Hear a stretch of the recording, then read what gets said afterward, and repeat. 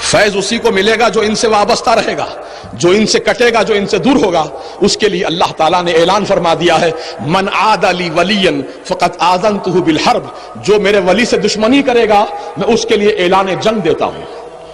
اللہ فرماتا میں اسے اعلان جنگ دیتا ہوں، آؤ مجھ سے جنگ کر لو، میرے ولی کی دشمنی کرنے والوں آؤ مجھ سے مقابلہ کرو۔ کون ہے تم میں ایسا طاقتور جو اللہ تعالیٰ سے جنگ کرے، اللہ سے مقابلہ کرے؟ عزیزان ملت اسلامیہ، آج حیدرآباد شہر میں وہابیت اتنی تیزی سے پھیل رہی ہے، بڑا دکھ ہوتا ہے دیکھ کر، افسوس ہوتا ہے دیکھ کر۔ ہماری نوجوان نسل جو کل تک یا نبی سلام علیہ کا کہتی تھی، ہماری نوجوان برادری جو کل تک اولیاء اللہ کی عاشق تھی، 11ویں 12ویں بڑی عقیدت و احترام سے کیا کرتے تھے اور الحمدللہ عقیدہ بہت مضبوط تھا، لیکن آج صرف ایک اسپلنڈر گاڑی اور ایک سیل فون کی وجہ سے ایمان بیچا جا رہا ہے، ایمان خریدا جا رہا ہے۔ بتاؤ مسلمانوں، کیا ہمارا ایمان اتنا سستا ہو گیا، ہمارا ایمان اتنا گیا گزرا ہو گیا، ایک اسپلنڈر گاڑی اور ایک سیل فون کے بدلے اپنا ایمان و عقیدے کا ہم سودا کریں؟ عزیزان ملت اسلامیہ، مرد مومن کی شان تو یہ ہوا کرتی ہے کہ دنیاوی لالچ میں وہ نہیں آتا، اپنے ایمان کا سودا نہیں کرتا۔ بھوکا مر جانا پسند کرے گا لیکن اپنے ایمان کو نہیں بیچے گا، بھوکا مر جانا پسند کرے گا، اللہ تو لال کی زندگی گزارنا پسند کر لے گا، جھوپڑے میں رہنا پسند کر لے گا، لیکن اپنے ایمان کا سودا نہیں کرے گا۔ آج نوجوانوں، آج اس مقدس اسٹیج سے آپ سے یہی گزارش کرنا چاہتا ہوں، خدا را آپ اسپلنڈر گاڑی اور سیل فون کے چکر میں نہ جائیں یا کسی اور پیسے کی لالچ میں نہ جائیں، کیونکہ مجیب علی رضوی کی عادت رہی ہے، الحمدللہ ہمارے اسلاف کا یہ وتیرہ اور طریقہ رہا ہے، ہم انہی کی سنت پہ عمل کر رہے ہیں۔ ہم جو بات کہتے ہیں وہ کان میں نہیں کہتے ہیں، میدان میں کہتے ہیں۔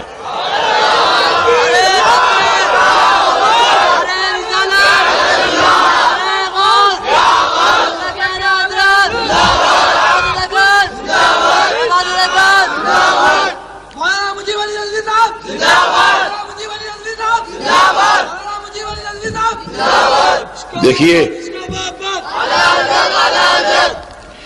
پاس و لحاظ مروت اخلاق اپنی جگہ ہے، لیکن جب بات دین و ایمان کی ہو، جب بات عقیدے کی ہو، تو وہاں پاس و لحاظ مروت اخلاق کردار کا مظاہرہ نہیں کیا جائے گا، بلکہ جو بات حق ہے اس کو بیان کیا جائے گا۔ یہی ایمان کا تقاضا ہے، یہی ایمانیات کے اصول ہے۔ یاد رکھو ہمارے اسلاف کا یہی وتیرہ رہا، جیسا کہ ہندوستان کا شہنشاہ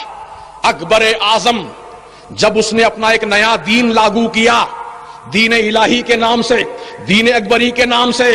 تو عزیزان ملت اسلامیہ اس وقت اس دور میں جو مجدد تھے سیدنا شیخ احمد فاروقی سرہندی علیہ رحمت و رضوان، وہ اپنے گھر کے تنہائی میں نہیں جا کر بیٹھ گئے، گوشہ نشین نہیں ہو گئے، ہم کو کیا کرنا ہے اس کا معاملہ ہے وہ جواب دے گا کہہ کر خاموشی اختیار نہیں کی، بلکہ آپ سینہ سپر ہو گئے اور شہنشاہ وقت کے خلاف آپ نے ٹکر لی، ہر طرح کی مصیبت کو برداشت کیا لیکن حق کی آواز کو بلند کیا۔ یہی ہمارے اسلاف کا وتیرہ رہا ہے، یہی ہمارے اسلاف کی سنت رہی ہے۔ سیدنا امام احمد بن حنبل رحمت اللہ تعالی علیہ کی ننگی پیٹھ پر کوڑے برسائے گئے ہیں صرف حق بات کہنے کی وجہ سے۔ عزیزان ملت اسلامیہ، آج ہماری اسلاف کی تاریخ کو ہم فراموش کر رہے ہیں اور ہم مصلحت کا شکار ہو رہے ہیں۔ ارے دین میں مصلحت جائز ہوتی امام حسین شہید نہ ہوتے، دین میں مصلحت جائز ہوتی سیدنا علی اکبر کی جوانی لوٹتی، دین میں مصلحت جائز ہوتی تو سیدنا علی اصغر کی شہادت واقع نہ ہوتی۔ ان تمام مقدس نفوس قدسیہ اہل بیت اطہار نے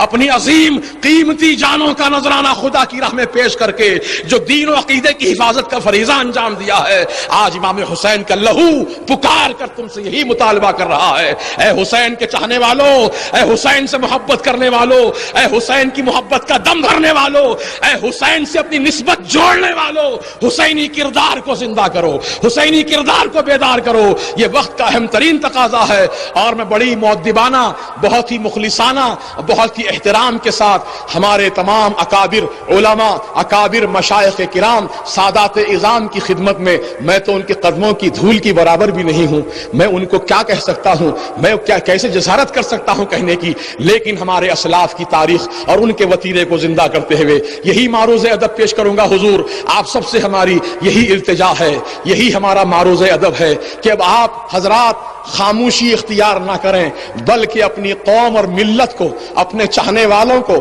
اپنے حلقہ ارادت میں داخل ہونے والوں کو یہ پابند کر دیں اور اس بات کا ان سے عہد لے لیں کہ زندگی بھر سنی صحیح العقیدہ بن کے رہیں گے، کسی بدعقیدہ جماعت سے اپنا تعلق نہیں جوڑیں گے، کسی بدعقیدہ جماعت سے اپنا کوئی رشتہ نہیں جوڑیں گے، اس کی دعوت نہیں کھائیں گے، اس کے گھر کا پانی نہیں پیئیں گے، اگر وہ بیمار پڑ جائے تو اس کی تیمارداری نہیں کریں گے، اگر وہ مر جائے تو اس کے جنازے کی نماز نہیں پڑھیں گے، اس کے جلسوں کے اسٹیج کی ہم زینت نہیں بنیں گے۔ یہ تمام باتوں کا عہد لے لے تاکہ قوم برباد ہونے سے بچ جائے، یہ ملت تباہ ہونے سے بچ جائے۔ ہم آپ سے یہی معروض ادب پیش کرنا چاہتے ہیں، خدا را اپنی برباد ہوتی ہوئی قوم کو بچا لو۔ اے سادات کرام، آپ کی بارگاہ میں ہمارا معروض ادب ہے، اپنی قوم کو بچا لیجئے، آپ کے نانا جان کی اس امت کو تباہی سے بچا لیجئے، آپ کے نانا جان کی پیاری امت کو بچا لیجئے۔ اس امت کو بچانے کے لیے میرے آقا پیٹ پہ پتھر باندھے تھے، اس امت کو بچانے کے لیے میرے آقا اپنے گھر میں ایک مہینے تک چولہا نہیں جلائے تھے، اس امت کو بچانے کے لیے میرے آقا اپنے پیارے نواسوں کو قربان گاہ میں پیش کر دیا تھا۔ خدا را آپ انہی کی آل ہیں، انہی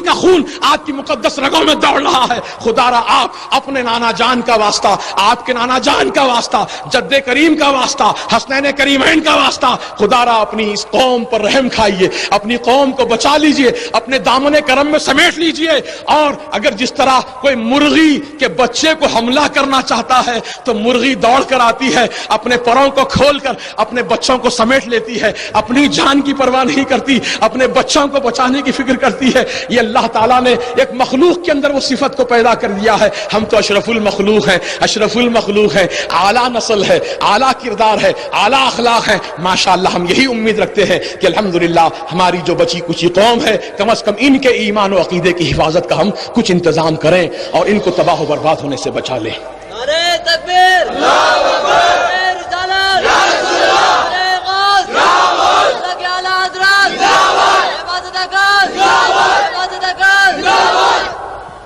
عزیزان محترم، باتیں تو بہت ساری کہنے کی ہیں اور وقت بھی ہو چکا ہے، میں نہیں چاہتا کہ زیادہ آپ کی سما خراشی کروں، بس جو کچھ میں نے کہا ہے اگر میرے کہنے میں کوئی بے ادبی، گستاخی یا غلطی، خطا واقع ہوئی ہو تو میں اللہ کی بارگاہ میں دست بدعا ہوں کہ مولا تعالیٰ اپنے کرم سے میری غلطی اور خطا کو معاف فرما دے۔ استغفر اللہ استغفر اللہ استغفر اللہ ربی من کل ذنب واتوب الیہ، اشہد ان لا الہ الا اللہ واشہد ان محمدا عبدہ ورسولہ۔